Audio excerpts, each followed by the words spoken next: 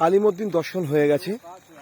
কালী মন্দির থেকে আমরা আরও সামনের দিকে যাচ্ছি, যেটা অত্যন্ত দুর্গম, যাওয়া উচিত নয়, তবু আমরা যাচ্ছি। কয়েকটি আলো রয়েছে মাত্র সোলারের, পুরো খাদের সামনে আমরা 7 জন। দূরে যে আলোগুলো জ্বলছে সোলারের আলো, এই পাহাড়ের চূড়ো, ওপাশে আর একটা পাহাড়,